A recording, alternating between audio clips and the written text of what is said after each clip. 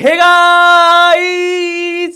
Welcome to India's largest and the most impactful live tutoring platform that is Physics वाला। तो मेरे प्यारे दोस्तों, आई होप आप लोग बहुत ही ज्यादा स्वस्थ, मस्त और बेहतरीन से होंगे। तो दोस्तों, आज के इस पर्टिकुलर वीडियो के अंदर मैं लेकर आया हूं एसिड बेसिस एंड सॉल्ट्स का सबसे बेस्टेस्ट चैप्टर का मास्टर प्लान कि भाई आपको कहां से पढ़ना है, कैसे पढ़ना है, किस किस प्रकार से पढ़ना है, कैसे कैसे सवाल करने हैं, हर एक चीज मैं आपको बताने जा रहा हूं इस पर्टिकुलर चैप्टर के बारे में। ठीक है, तो चलिए वीडियो को फटाफट से स्टार्ट करते हैं with the very first thing जो हमें समझनी है कि भाई इस साल का चैप्टर वेटेज कैसा है। ठीक है ना, तो सैंपल पेपर के बेसिस पे बात करूंगा मैं। तो चैप्टर वेटेज 2023-2024 का सबसे पहला कैसा है वो समझते हैं। तो दोस्तों, ये जो मैं वेटेज बता रहा हूं आपको, ये सैंपल पेपर के हिसाब से है। ठीक है, अब देखिए यहां पर एमसीक्यूज की जब बात करते हैं, मल्टीपल चॉइस क्वेश्चंस की बात करते हैं, तो एक नंबर के कितने सवाल आए हैं? 2 सवाल आए हैं, तो टोटल वेटेज बनता है 2 नंबर का। ठीक है, यहां पे एमसीक्यूज का। उसके बाद लॉन्ग आंसर क्वेश्चंस में जो सबसे पहला सेक्शन डी का लॉन्ग आंसर क्वेश्चन है, क्वेश्चन नंबर 34, उसके अंदर बेसिकली 2 सवाल है। ठीक है ना, तो जो पहला सवाल है उसमें ए पार्ट जो है वो है substitution reaction carbon and it's compounds का, और जो बी पार्ट है उसका, यानी कि वो जो 4 नंबर का पार्ट है वो एसिड बेसिस एंड सॉल्ट्स का है, और जो और वाला सवाल है उसके अलावा पूरा 5 नंबर का वो है फिर कार्बन एंड इट्स कंपाउंड्स का। ठीक है, तो इस बार बहुत ज्यादा मिक्स करके भी सवाल आ रहे हैं कि एक सवाल के अंदर 2 चैप्टर को मिक्स करके कंसेप्ट बना दिया और सवाल पूछ लिया। ठीक है, तो यह भी समझना पड़ेगा अपन को। चलिए, तो ये तो था इस साल का सैंपल पेपर का एनालिसिस कि भाई अगर आपने ये सवाल करा तो आपके लिए चैप्टर 6 नंबर का बन गया, और अगर स्किप कर दे तो चैप्टर 2 नंबर का बन गया। ठीक है, चलिए अब देखते हैं, आगे चलते हैं। अब देखिए कंसेप्ट लिस्ट क्या है एनसीईआरटी की, जो जो मैंने ग्रीन में मार्क किया उसको बिल्कुल भी इग्नोर नहीं करना है। देखिए मैं बहुत डिटेल में आपके लिए लेकर आया हूं, सब टॉपिक ये है, कंसेप्ट ये है। अब इसमें ये जो पार्ट आता है indicators on the basis of change in colour, देखिए ये इस चैप्टर के लिए तो एप्लीकेबल है, चैप्टर 1 में भी अप्लाई हो जाएगा, चैप्टर 3 में भी अप्लाई होगा, चैप्टर 4 में भी अप्लाई होगा। तो इंडिकेटर्स का यूज कभी मत भूलना भाई, नेचुरल इंडिकेटर्स और सिंथेटिक इंडिकेटर्स। नेचुरल में आपको याद रखना है कि भाई लिटमस के बारे में आपको पता होना चाहिए, आपको टर्मरिक के बारे में पता होना चाहिए। ठीक है, उसके बाद अगर सिंथेटिक की अगर हम बात करते हैं तो आपको फिनोफ्थलीन के बारे में पता होना चाहिए, आपको मिथाइल ऑरेंज के बारे में पता होना चाहिए। तो ये जो चीजें हैं ये आपको एग्जैक्टली अच्छे से याद होनी चाहिए। ठीक है ना, हाइड्रेंजिया फ्लावर के पेटल्स का कलर जो है वो भी आपको पता होना चाहिए। तो ये 5 तो मिनिमम आने ही चाहिए। उसके बाद जब हम यहां पर जाते हैं तो आपकी रिएक्शन एसिड्स की with metals, chemical properties of acids में reaction of acids with metals, with metal carbonate और bicarbonate, and reaction with metal oxides, काफी सवाल पूछे जाते हैं। और ये कंसेप्ट पहले चैप्टर में भी है, तीसरे में भी है, दूसरे में भी है, चौथे में भी है, हर जगह लगेंगे ये सवाल। ठीक है ना, ये कंसेप्ट बहुत इंपॉर्टेंट है, अच्छे से पढ़ लेना इसको। उसके बाद यहां से जो टेस्ट आता है ना कि आपका test for hydrogen gas, test for carbon dioxide gas, ये काफी इंपॉर्टेंट बन जाते हैं यहां पे। ठीक है, अच्छा उसके बाद physical and chemical properties of basis में भाई बेसिस की reaction with metals and reaction with non metallic oxides, ये भी आपकी काफी ज्यादा इंपॉर्टेंट है।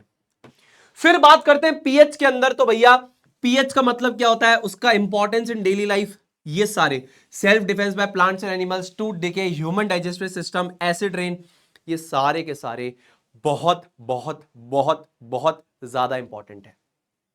ठीक है, और फिर इस चैप्टर का एवरग्रीन चीज जो है जिससे सवाल आएगा ही आएगा, आता ही है, कहीं ना कहीं सीबीएसई इसको टच कर ही जाता है, किसी ना किसी पर्टिकुलर सेट में जाकर इसको छू लेगा, किसी ना किसी पर्टिकुलर सेट में इसको जाकर छू लेगा। सैंपल पेपर में भी जाकर छूया है ना, छूना मतलब कि भाई सवाल पूछूंगा इससे 100% छू लेगा।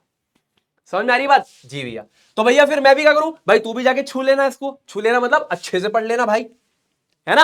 हाँ, तो ध्यान से जितने भी सॉल्ट्स हैं उनके यूजेस, मैन्युफैक्चरिंग के प्रोसेस, भाई इसको कभी इग्नोर मत करना, ये जीवन में आज भी काम आएगा। किसी सरकारी नौकरी का पेपर देने जाओगे वहां भी इससे सवाल पूछे जाते हैं, इतना टॉपिक इंपॉर्टेंट है। आज यहां नहीं, सरकारी नौकरी का पेपर देने जाओगे, कभी आगे जीवन में मन कर रहा है कि सरकारी नौकरी करनी है, उसके हर पेपर में एक सवाल यहां से जरूर बैठ जाएगा तुम्हारा। ठीक जी भाई। अब अगली चीज, सुनील भाई ऑफिशियली प्रिस्क्राइब्ड सोर्सेज क्या है? भैया आपने बताया इस साल की मार्क्स मैट्रिक्स क्या है, आपने बताया कंसेप्ट लिस्ट क्या है, पढ़ना कहां से है? बहुत बढ़िया, आओ बेटा पढ़ना कहां से ये बताएं आपको। देखिए सबसे पहला NCERT text book class 10th CBSE ने प्रिस्क्राइब की है, साथ ही साथ एग्जाम्पलर प्रॉब्लम्स भी सीबीएसई ने प्रिस्क्राइब कर रखी है। अब इनको एक्सेस करने का जो लिंक है वो मैं आपको बता देता हूं। आपको क्या टाइप करना है, ncrt.nic.in/textbook.php क्लिक कर देना, अपना ग्रेड सेलेक्ट कर लेना, सब्जेक्ट सेलेक्ट कर लेना, जो तुमको देखना है मिल जाएगा। एनसीईआरटी ने इसको फ्लिप बुक के फॉर्मेट में भी अपलोड किया हुआ है। जैसे फ्लिप बुक होती है ना, ऐसे बड़ा सा इंटरफेस खुल जाएगा, ऐसे स्वाइप करते जाओ, ऐसे ऐसे वो फ्लिप होती जाएगी, उस फॉर्मेट में भी डाला हुआ है। टॉकिंग अबाउट एग्जाम्पलर, सुनील भाई क्या मैं किताब खरीदूं? जब मेरे भाई ऑनलाइन पढ़ाई कर रहे हो, ऑनलाइन मेरा वीडियो देख रहे हो, तो ऑनलाइन किताब नहीं देख सकते? बिल्कुल देख सकते हो।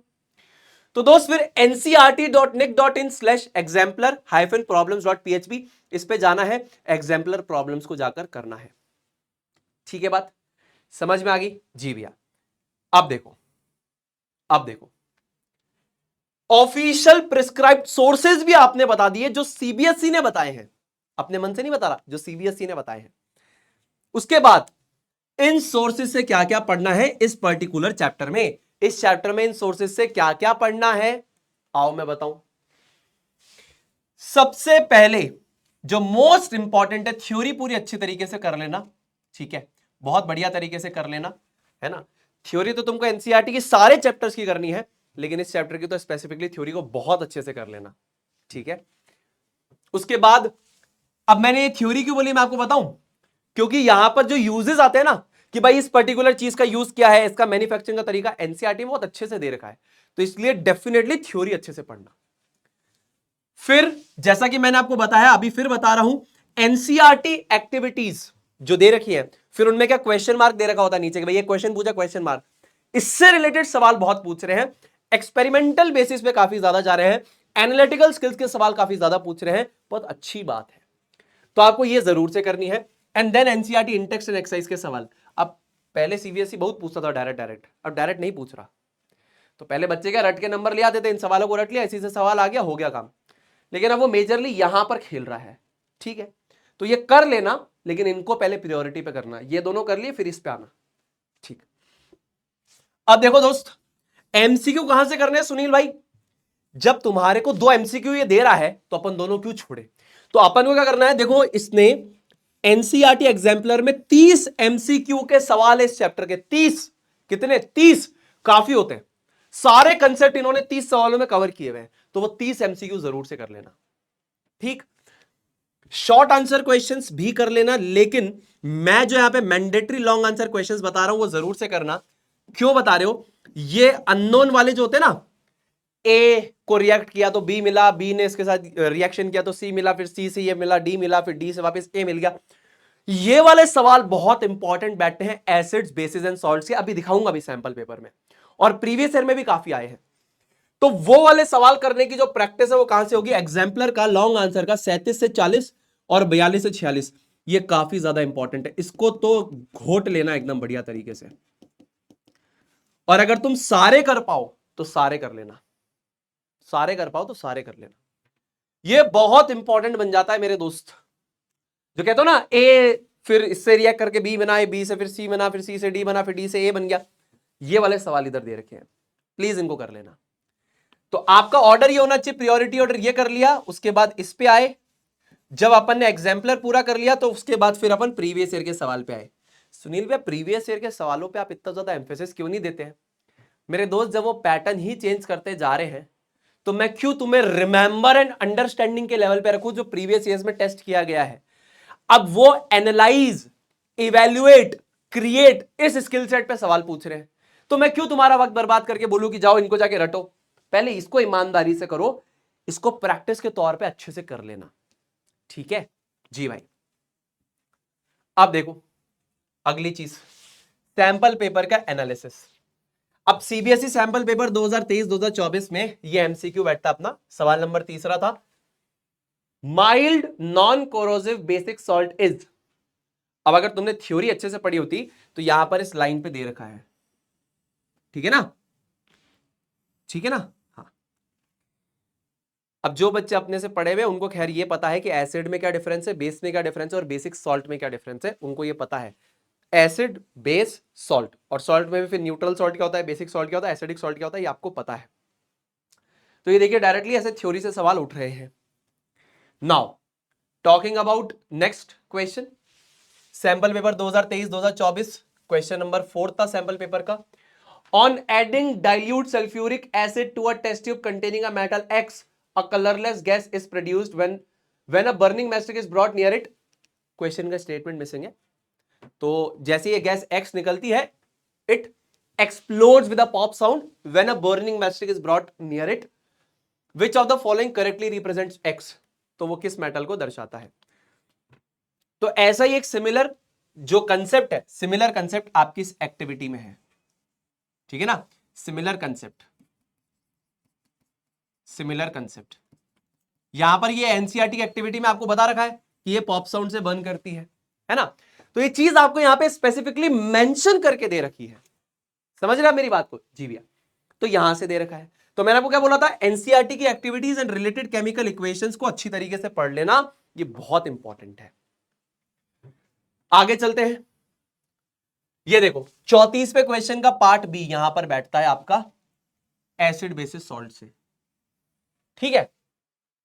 मैंने आपको बोला था ना सॉल्ट बनाने की तकनीकें। अब ये क्लोरएल्कली प्रोसेस से डायरेक्ट सवाल आता है। क्लोरएल्कली प्रोसेस का डायरेक्ट सवाल यहां पे देखिए, ये रहा।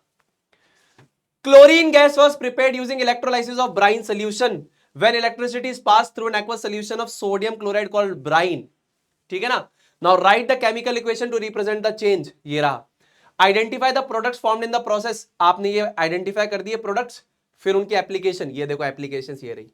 तो हर एक चीज इन्होंने अच्छी तरीके से दे रखी है, इसीलिए हर एक डायग्राम जो एनसीईआरटी के अंदर दे रखा है, चाहे वो एनसीईआरटी एक्टिविटी का हो, चाहे वो कोई भी डायग्राम हो, उसको अच्छे से पढ़ना। हमेशा मैं आपको बोलता हूं जो भी डायग्राम एनसीईआरटी में दे रखा है, जैसे पहले चैप्टर के अंदर केमिकल रिएक्शंस एंड इक्वेशंस के अंदर जहां पर thermal decomposition of iron sulphate है, वहां पर एक लड़की, एक मैडम जी ऐसे खड़ी हुई है और उन्होंने टेस्ट ट्यूब को पकड़ना सिखाया, कैसे आपको पकड़ना है जब डिकॉम्पोजिशन रिएक्शन हो रही है। तो उन्होंने बता रखा है कि इसको ऐसे करके पकड़ना है, ना तो नेबर्स की तरफ ना अपनी तरफ, दूर, और हाथ से वाफ्टिंग करनी होती है। इस पे सवाल आया हुआ है, तो डायग्राम बेस्ड सवाल बहुत आते हैं, ठीक है। तो ये बनाने के लिए भी आ सकता है और इसके यूजेस देखो यहां लिखे हुए, तो ये बहुत इंपॉर्टेंट बन जाता है, ठीक है जी भैया। अब सुनील भाई जब आपने सब बता दिया तो कुछ बेस्टेस्ट कंटेंट आप हमें बता दीजिए जिससे बाहर कोई भी चीज नहीं आएगी। अगर आपने इस बेस्टेस्ट कंटेंट को फॉलो कर लिया, इससे बाहर कोई चीज नहीं आएगी मेरे प्यारे भाइयों और बहनों। क्या क्या करना है देखो, अगर आपको सिर्फ कंसेप्ट्स पढ़ने हैं, ठीक है, रिकॉर्डेड एक्सपेरिमेंट्स देखने हैं, है ना, और एनसीईआरटी की एक्टिविटीज को कवर करना है, तो आप ये वाला वीडियो देख सकते हैं जो उड़ान वाईटी के चैनल पे डला हुआ है। ये वाला वीडियो वॉरियर में आने वाला है 18 जनवरी को, 18th ऑफ जनवरी, डेट को नोट कर लीजिए। यहां पर मैं क्या क्या कवर कराऊंगा बता देता हूं। कंसेप्ट इन डेप्थ में कवर कराऊंगा, एनसीईआरटी इन टेक्स्ट कराऊंगा, एनसीईआरटी एक्सरसाइज कराऊंगा, लाइव एक्सपेरिमेंट्स होंगे, एनसीईआरटी एक्टिविटीज होंगी, प्रीवियस ईयर के सवाल होंगे, सैंपल पेपर होगा और एनसीईआरटी एग्जाम्पलर प्रॉब्लम्स भी करवाऊंगा। जो एक्स वाई जी वेरिएबल वाली प्रॉब्लम्स है ना, कुछ प्रॉब्लम्स वहां पर वो मैं करवाऊंगा, ठीक है। अब किसी को लग रहा है कि मैंने आपसे सब कुछ पढ़ा हुआ है या कहीं से भी मैंने कुछ पढ़ा हुआ है, कोई दिक्कत नहीं मेरे भाई। आपको quickest revision, bestest way, covering all the concepts, ये वीडियो मैंने डाल रखा है 56 मिनट 20 सेकंड का। यहां पर भी हर एक चीज कवर की हुई है, माइंड मैप बना के कवर की है। आप इन सारी वीडियोस को देख सकते हैं, जो आपको अच्छी लगे मेरे दोस्त आप उससे पढ़ना।